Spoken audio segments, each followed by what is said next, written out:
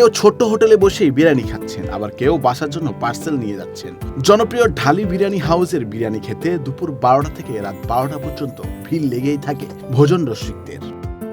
আমরা সবসময় প্রতি সপ্তাহে দিকে 2-3 বার করে আসি। এটার খাবারটা সব জায়গাতে একটু আলাদা, মজা লাগে আমাদের কাছে। মানে ওনাদের পরিবেশটা সুন্দর, আবার খাবার অনেক মজা। প্রতিদিন 8 থেকে 9 ডেক বিরিয়ানি বিক্রি হয় ঢালি বিরিয়ানি হাউসে। সকাল হলে একটি আস্ত গরু জবাই করা হয় শুধুমাত্র বিরিয়ানি রান্না করার জন্য। নদী বন্দরের ঢালি বিরিয়ানি দিন দিন মানুষের কাছে এতটাই জনপ্রিয় হয়ে উঠেছে যে প্রতিদিন দোকানে ভিড় যেন বাড়ছে। ডালি ভাইয়ের বিরিয়ানিটা তুলনামূলক ভালো, আমরা প্রায় আসি, শুধু ফ্যামিলি না, ফ্রেন্ড সার্কেল সবাই আসি। এখানে আসি কারণ অনেক আগে থেকে এই দোকানের শুরু থেকে আমরা এই জায়গায় খাওয়া দাওয়া করতেছি। টাকার অনুযায়ী হিসাবে মোটামুটি ভালো মাংস, কোয়ান্টিটি ভালো থাকে, তারপরে বিরিয়ানিটাও ভালো টেস্ট। বিরিয়ানি হাফ 100 টাকা, ফুল 200 টাকা আর স্পেশাল প্যাকেট 300 টাকা। আমাদের বিক্রি বেশি, লাভ কম। এত কম দামে ভালো বিরিয়ানি শুধু আমরাই দিতে পারবো, আর কেউ দিতে পারবে না, এমনটাই বলছিলেন দোকানের কর্মচারী। হাফ 100, ফুল 200 আর স্পেশাল 300। আমাদের খাবার সুস্বাদু, মজা, আর কোনো ভেজাল নাই, 100%। এই জন্য মানুষ ভালোবাসে, আসে অনেক দূর থেকেই। ডালি হচ্ছে আমাদের মহাজনের বংশই ডালি।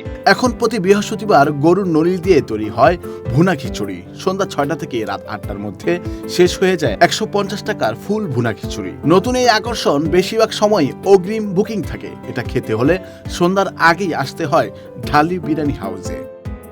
আমাদের প্রতি বৃহস্পতিবারে এখানে ভুনা খিচুড়ি নলি দিয়ে, ওই একটা গরুর গোশ থাকে ওখানে, প্রায় ওটা 150 থেকে 200 গ্রামের মতো।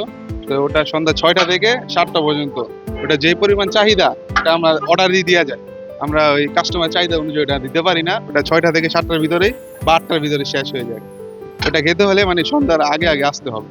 সিঙ্গাপুরে 9 বছর আর মালয়েশিয়ায় 3 বছর চাকরি করে দেশে এসে এই বিরিয়ানির দোকান চালু করেন রাজু ঢালি। বিদেশে কর্মরত অবস্থায় সিদ্ধান্ত নিয়েছিলেন রাজু ঢালি দেশে ফিরে বিদেশের অভিজ্ঞতাকে কাজে লাগিয়ে বিরিয়ানির দোকান করবেন।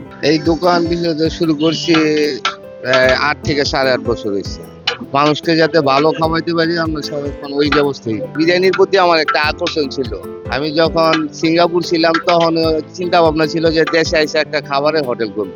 আমি যেই বাইরে যে বিরিয়ানি গুলো বা যেই হোটেলে কাজ করছি ওইখানের যে অভিজ্ঞতাটা ছিল এখানে আমি সেটা কাজে লাগাইতেছি, যার কারণে মানুষ একটু টেস্ট পাইতেছে, এখন মানুষ এইদিকে আসতেছে। বিরিয়ানিতে তেল কম থাকে, মাংস বেশি থাকে। দামের তুলনায় খাবার মান ভালো থাকায় অনেকেই পরিবার পরিজন নিয়ে বিরিয়ানি খেতে এ দোকানে আসেন বিভিন্ন এলাকা থেকে। আমরা জানতে পারছি এখানে খাবার ভালো, তাই ফ্যামিলি নিয়ে সবাই আসছি খেতে। আমরা হাফ নেই আর কি 100 টাকা করে রাখে, একটা অনলি লাঞ্চ টাইমের ভিতরে আমাদের মোটামুটি প্যাকেজটা হয়ে যায়।